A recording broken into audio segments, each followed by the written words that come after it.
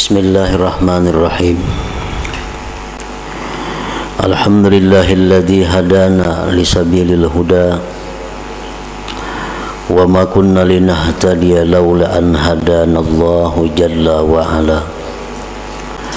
Ashhadu an la ilaha illallah wahdahu la syarika lah al-muttasifu bil qidami wal baqa. Wa ashhadu anna sayyidana Muhammadan abduhu wa rasuluhul ma'ruf bis-sakha wal wafa. Allahumma salli wa sallim wa barik ala sayyidina wa maulana Muhammadin afdali man bil ardi was sama wa ala alihi wa ashabihi wa dhurriyyatihi wa atba'ihi ila yaumil liqa, amma ba'du. Yang kita hormati dan kita cintai para habaib dan para alim ulama, para muhibbin, hadirin, hadirat rahimakumullah. Alhamdulillah, kita panjatkan puji dan syukur kehadirat Allah subhanahu wa ta'ala yang telah memberikan kita hidayah, taufik dan inayah sehingga kita pada malam ini dapat kembali berkumpul bersama-sama di majelis yang penuh berkah ini. Salawat dan salam kita haturkan keharibaan junjungan kita Nabi besar Muhammad sallallahu alaihi wasallam dan kepada seluruh keluarga, para sahabat, zuriat dan pengikut beliau sampai hari kiamat nanti. Para muhibbin rahimakumullah, al-hikmatul ishrun minal hikamil adhaiyah. Qala al-imam Ahmad ibnu Athaillah as-Sakandari rahimahullah wa nafa'ana bi'ulumih. Hikmah yang ke-20 dari Al-Hikam, berkata Imam Ahmad bin Athaillah as-Sakandari rahimahullah, ma aradat himmatu salikin antakifa indama kushifa laha illa wanadathu hawatiful haqiqah alladhi tatlubu amamak wala tabarrajat lahu zawahirul mukawwanat illa wanadathu haqa'iquha innama nahnu fitnatum fala takfur.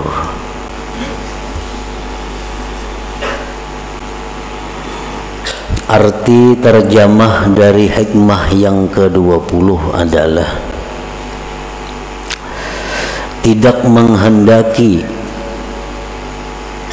keinginan orang yang tekun beribadah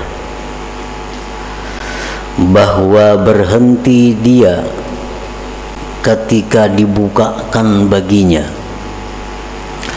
melainkan menyeru akan dia oleh suara-suara hakikat. Bermula yang kamu tuntut itu ada di depan engkau, dan tidaklah bernampak bagi seorang ahli ibadah oleh zahir-zahir ini alam, melainkan menyeru akan dia oleh hakikat-hakikat ini alam. Hanya saja kami ini merupakan cobaan, maka janganlah kamu tergoda dengan cobaan itu. Nah, para muhibbin, itulah terjemah daripada hikmah yang ke-20 ini. Kana abdun bil amsi syaridan an siratillahi ta'ala mu'ridan an kalamihi wa sunnati nabiyyihi sallallahu alaihi wasallam munghamisan fi bihari syahawatihi wa ahwa'ihi thumma adrakathu hidayatullah subhanahu fasyarahallahu sadrahu lil islam wa ta'allama ahkamah thumma jatahada fi ta'atillah bi'adai faraidihi wa jitinabi nawahi wa iktharin nawafil minas salah wa siyam wa sadaqah Fatala zaman ala dzalikal hal kana syaitan yugrihi min qablu bil fawahish wal munkarat bal an yuwaswisu ilaihi qailan ala tara kaifa asbahta al'an anta min khairati ibadillahi salihin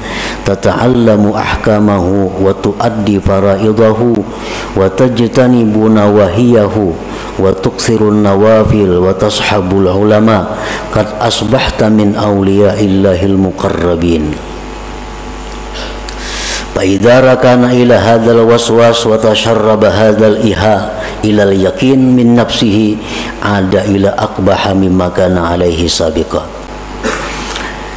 Nah, ini adalah keterangan sekaligus contoh dari hikmah yang ke-20 tadi. Di dalam hikmah yang ke-20 itu terdapat dua bagian. Bagian yang pertama, ma'aradat himmatu salikin an taqifa indama kushifa laha illa wa nadathu hawatiful hakikah alladhi tatlubu amamak. Sedangkan bagian kedua yang selanjutnya adalah seorang hamba yang dulunya hamba ini lari menyimpang dari jalan Allah, berpaling dari kalam Allah dan sunnah Nabi sallallahu alaihi wasallam. Seorang hamba ini tenggelam dalam lautan syahwat dan hawa nafsunya. Jadi seorang manusia yang dahulunya ingkar kepada Allah, yang dahulunya manusia ini mementingkan syahwat dan hawa nafsunya, tidak peduli hukum Allah, tidak peduli halal haram. Nah, kemudian si hamba ini diberi hidayah oleh Allah, diberi petunjuk, maka Allah bukakan hatinya untuk Islam, maka dia belajarlah hukum-hukum agama. Dia kemudian bersungguh-sungguh taat kepada Allah dengan menunaikan keparduannya, menjauhi larangan-larangan Allah, memperbanyak sunat-sunat dari sembahyang, puasa, dan sedekah. Dan lama masa yang demikian, artinya bertahun-tahun, berpuluh-puluh tahun, seorang hamba yang dulunya ingkar kepada Allah kemudian dapat hidayah, akhirnya berbalik ke jalan Allah, menuntut ilmu. Pekerjaannya sekarang ini yang dulunya jauh dari majelis ilmu, sekarang menuntut ilmu, ibadahnya kuat, zikirnya banyak. Adalah syaitan dahulunya menggoda ini hamba dengan kejahatan-kejahatan dan munkar. Dahulunya si hamba ini kawan syaitan, diajak syaitan berbuat maksiat mau, diajak syaitan berbuat kejahatan mau.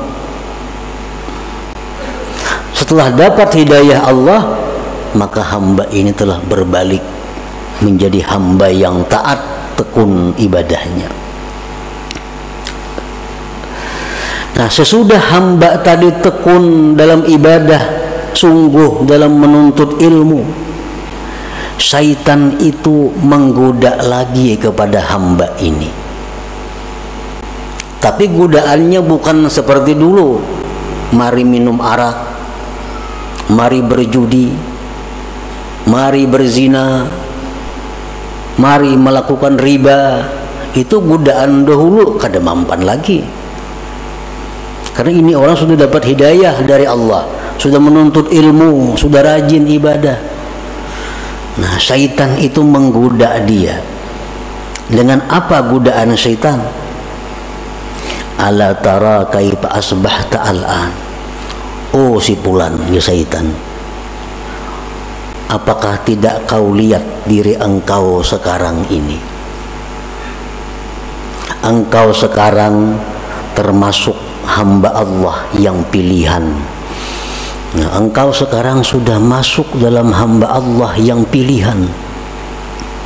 Engkau belajar hukum Allah, engkau menunaikan keparduan, engkau sudah menjauhi larangan, engkau sudah banyak melakukan yang sunat-sunat, engkau sudah dekat dengan para ulama-ulama. Sekarang engkau, ujar syaitan, termasuk aulia Allah al-muqarrabin. Sekarang engkau wali. Dahulu ikan buntat, sekarang engkau wali. Ibadah engkau luar biasa, menuntut ilmu siang malam. Jadi engkau sekarang ini, ujar syaitan, sudah menjadi waliullah, sudah menjadi wali Allah.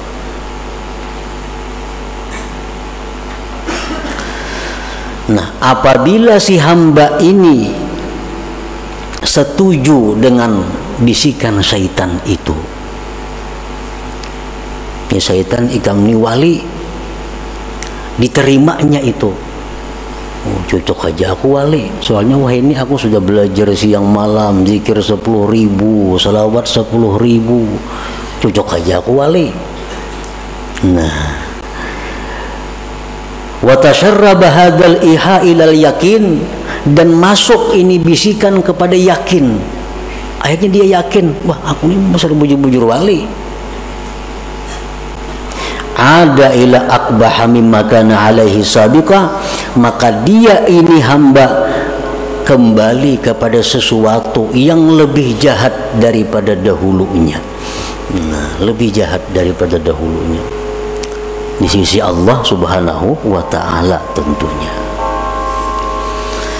Nah, jadi artinya kalau kita dahulu banyak maksiat kepada Allah, dahulu kita ingkar dengan hukum Allah, sekarang dapat hidayah, menuntut ilmu, banyak zikir, banyak amal.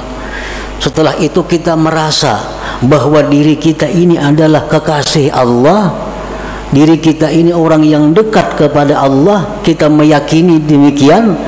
Nah, kita sebenarnya lebih jahat kedudukannya di sisi Allah daripada kelakuan kita yang dahulu kala yang suka maksiat itu.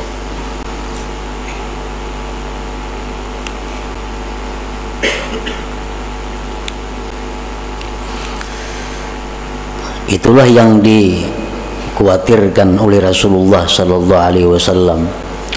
Dalam sebuah hadis beliau bersabda, "Lau lam tuznibu la khasyitu alaikum ma huwa akbaru min dzalik al-ujubu al-ujubu." Ujar Nabi, andai kata kalian itu tidak berbuat dosa sama sekali,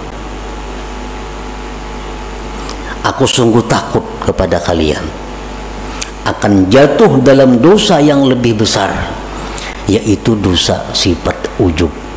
Dosa sifat ujub tadi.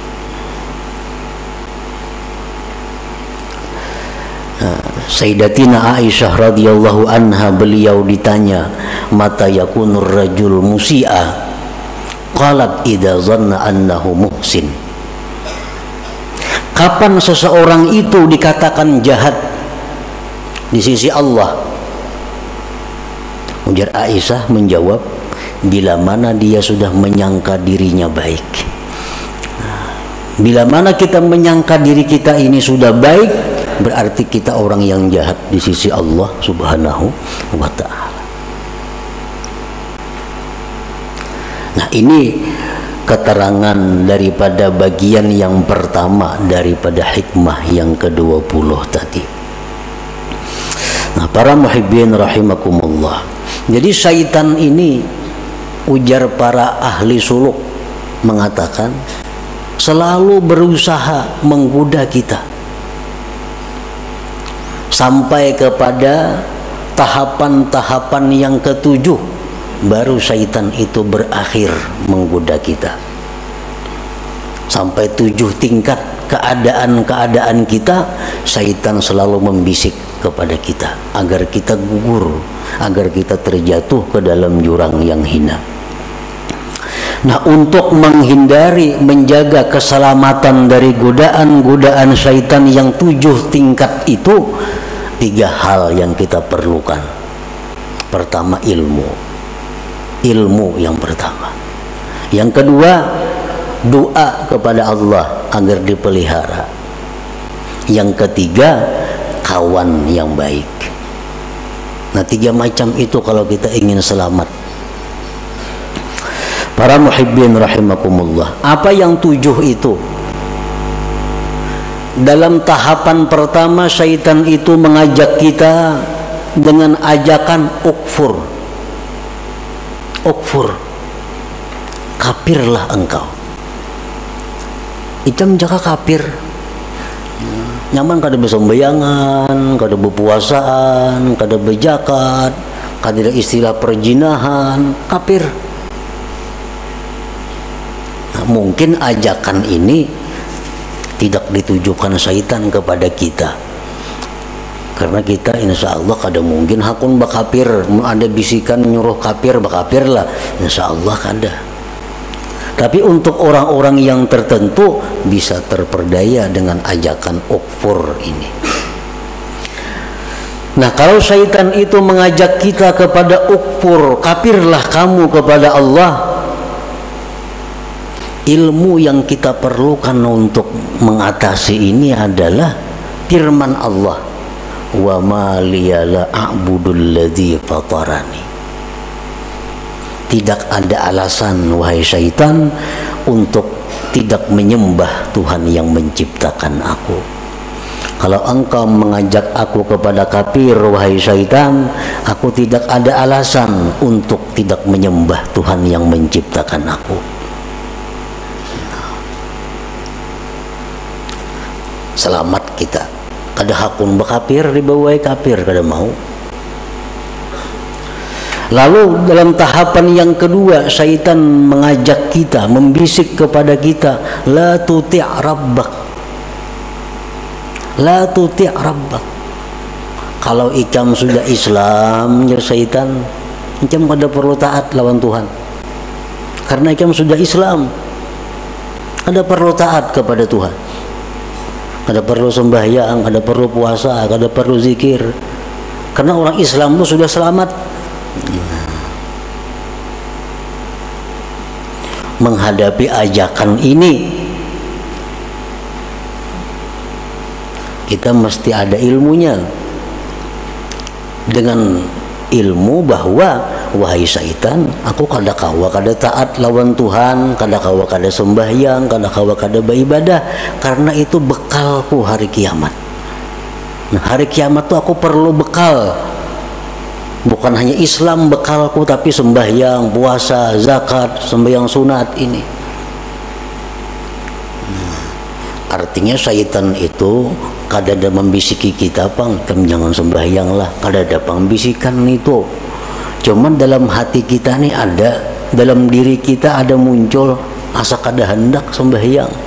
Nah itu iya bisikan syaitan, jangan sembahyang, nyernya membubungi jangan sembahyang tuh kada ada, bang. Jangan sembahyang, kadakah itu. Cuma dalam hati kita nih malas sembahyang, malas puasa, malas zikir. Nah itu bisikan syaitan yang kita atasi dengan apa? Dengan bekal. Ini mati perlu bekal. Orang hendak ke Banjar aja bersanggup duit, nah apalagi mati. Bekalnya mati apa? Sembahyang, banyak zikir, banyak puasa, dan lain-lainnya. Nah jadi kalau syaitan mengajak kita, dalam hati kita ini ada bisikan-bisikan yang malas untuk ibadah, kita tentang, kita lawan bahwa syaitan, bahwa aku ini perlu bekal untuk akhirat, karena aku pasti mati. Nah 2 tahap syaitan menggoda kita. Tahap yang ketiga, ujar hati nih nang dibisiki syaitan, ayo ikam banyak-banyak beramal, banyak-banyak sembahyang, tapi kaina bila tuha. Nah, bila tuha aja lagi anom berhemat napa? Karena nang dipandang tuh akhir umur, Ikam walaupun wah ini pak ibadah, kalau akhir umur kena ikam jahat jadinya. Jadi baik wah ini berjahat karena akhir umur hanya berbaik. Nah, ini mungkin seringkali datang ke dalam hati kita. Ini sering datang ke dalam hati kita. Padahal itu adalah syaitan. Kaina gin, amal banyak. Kaina mun sudah tuha. Kaina aja sembahyang tahajud, amun sudah tuha. Pada orangnya umur 60 sudah ini. Nah, bila lagi tuhanya. Nah, kaina aja nuntut ilmu bila sudah tuha. Kaina aja bila sudah tuha. Nah, apabila dalam hati kita ada bisikan seperti itu, kita punya ilmu bahwa umur itu di tangan Allah. Umur kada pandang tua, muda, kada pandang sihat, sakit, kalau sampai mati. Jadi kada kawa menunda amal itu. Bila ini hendak beribadat, gawi, laksanakan, kada perlu menunda. Nah, para muhibbin rahimakumullah, syaitan itu hati kita ini dibisikinya lagi. Jadi syaitan, kalau engkau memang hendak beramal beribadat juga, ajil, lakasi beramal, sembahyang jam 1000 rakaat semalaman kayak Zainal Abidin, atau 500 rakaat kayak Imam lakasi. Nah, digasaknya kita oleh syaitan supaya banyak-banyak beramal. Tujuannya apa? Bila kena banyak kita busan ampe. Atau lagi tujuan syaitan bila banyak-banyak itu berancap-ancap kada sempurna, sembahyang kada bertumak ninah jadinya. Itu tahapan yang keempat daripada syaitan, bahwa segera. Nah, ini kita atasi syaitan dalam hati kita. Kita bisiki, aku beramal kada perlu belaka-lakas, yang penting aku sempurna. Kada perlu berancap-ancap. Karena begitu ada niatku sudah beramal, itu sudah masuk. Nah, perlahan kita gawi, perlahan sembahyang, perlahan baca Quran kita perlahan. Nah, tahapan yang kelima, syaitan ini menggoda kita lagi dengan godaan apa? Nah, syaitan kalau ikam sudah perlahan itu, ikam tunggu, ikam akan dipuji oleh seluruh makhluk. Ikam akan dipuji oleh manusia, ikam akan dipuji oleh orang-orang besar karena mengakui kehebatan engkau. Ikam ahli ibadah, ibadahnya bagus. Nah, supaya kita ini ria. Nah, kita atasi dengan demikian, wahai syaitan, aku beribadah kada mengharapkan pujian orang, aku beribadah kada mengharap penilaian orang. Yang kutuju itu adalah penilaian Allah. Aku cukup Allah yang mengetahui aku beramal, kada perlu orang lain.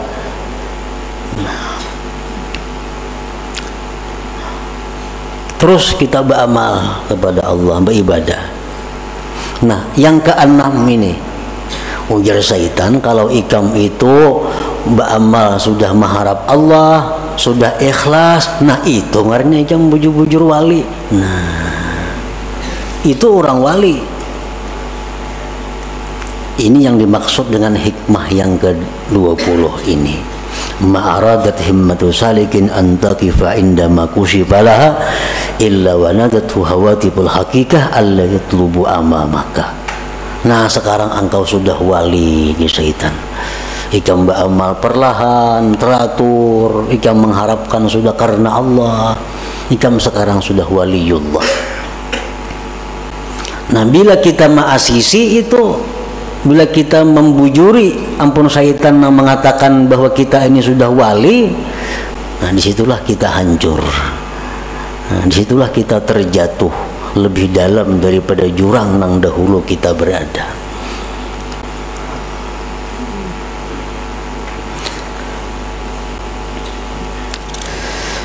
Nah, fasabilus salama li hadzal abdi ayyujiba syaitan aina ana minal awliya was salihin wa ana warikum bi bihari taksir wa qillatil ilm qalbi mashghulun bid dunya wa ma ukhlisu fil amal wa lam a'lam hal tuqbalu taubati amla inna ma ana abdun hakir katsiruz dzunub arju rahmat rabbi. Di waktu syaitan tadi, di waktu hati kita berbisik bahwa kita ini dekat dengan Allah, di waktu hati kita bicara bahwa kita ini sudah dikasihi, dicintai Allah, di waktu hati kita bicara kepada kita bahwa kita ini wali, itu hendaknya dijawab, bah kada mungkin aku ni wali, kada mungkin wa aina ana minal aulia, kada mungkin aku ni wali, aku ni masih banyak kurang, ilmunya kurang, hatiku masih banyak kepikiran dunia, amal ibadahku belum tentu ikhlas, dosa-dosaku dahulu belum tentu diampuni Allah, tubat-tubatku belum tentu diterima, aku ini adalah hamba yang hina, yang banyak dosa, yang mengharapkan rahmat Tuhan. Nah, ini yang jawabannya kalau timbul bisikan di hati kita. Itu yang dimaksud dengan wanadathu hawatiful hakikah alla yadhlubu amamaka. Aku ini masih banyak dosa, walaupun aku beribadat, walaupun aku baca Quran, tapi dosa-dosaku dulu belum tentu diampuni Allah, tobat belum bisa diterima, belum tentu diterima. Nah, bila kita mampu menentang yang demikian tadi dengan perasaan-perasaan bahwa kita masih hina, kita masih banyak dosa, kita masih jauh dari Allah,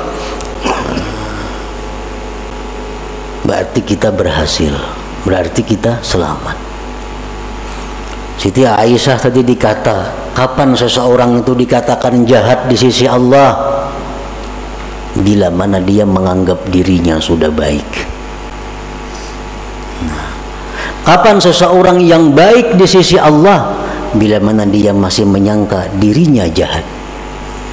Bila mana dia menyangka dirinya masih jahat, dirinya masih banyak dosa, dirinya masih hina, itulah yang baik di sisi Allah Subhanahu wa ta'ala.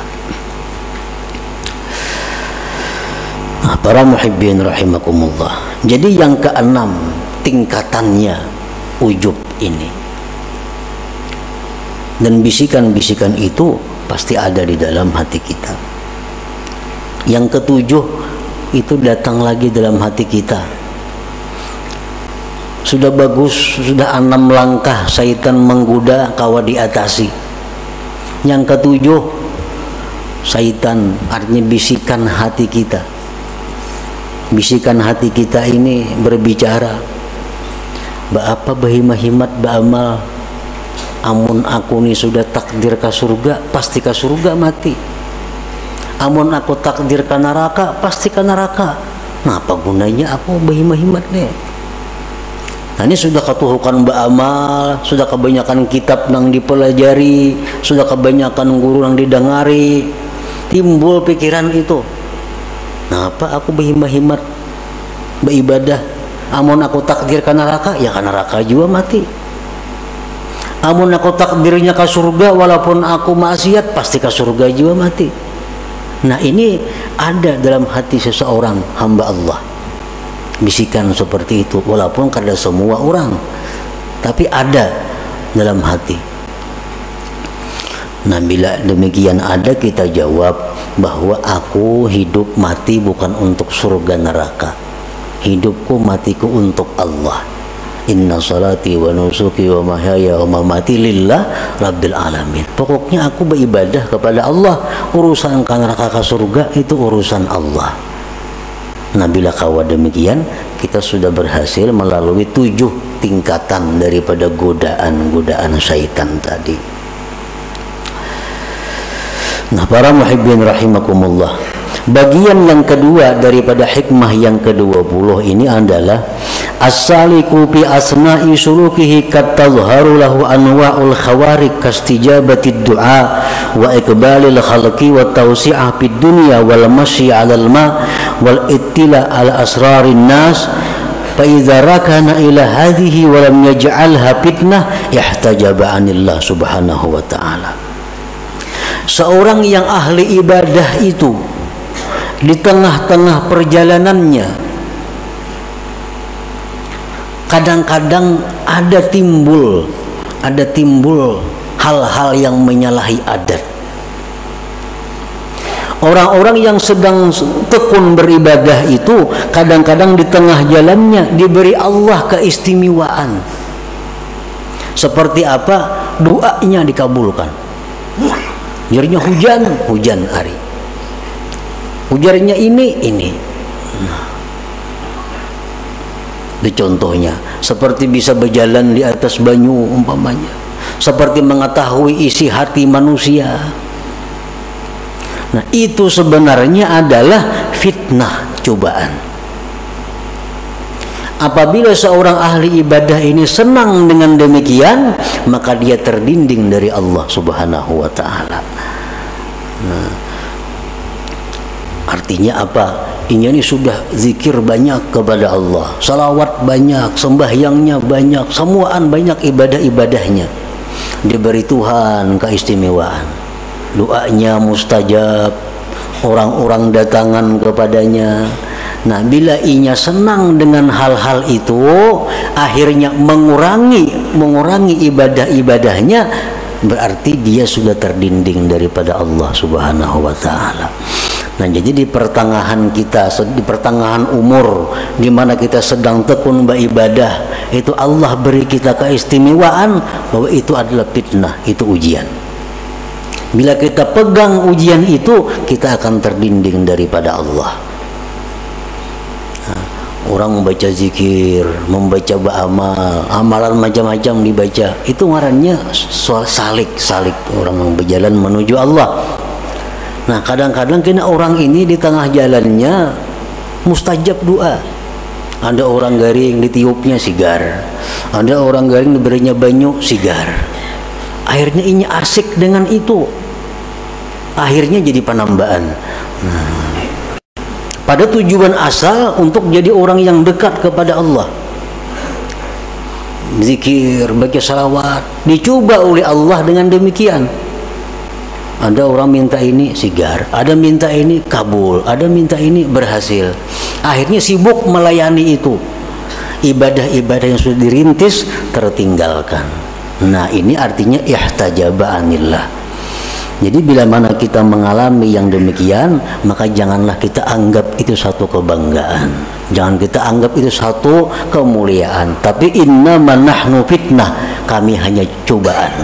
Itu hanya adalah ujian dari Tuhan. Apakah kita berhenti sampai di situ atau terus berjalan beribadah sebagaimana yang sudah dirintis terlebih dahulu. Nah, itulah para muhibbin rahimakumullah, sebagian daripada maksud yang bagian kedua dari hikmah yang ke-20 ini. Mudah-mudahan kita diberi Allah taufik hidayah sehingga dapat mengamalkan ilmu pengetahuan yang diberikan Allah kepada kita. Amin ya rabbal alamin. Ila hadratin Nabi sallallahu alaihi wasallam. Al-Fatihah. Iyyaka na'budu wa iyyaka nasta'in.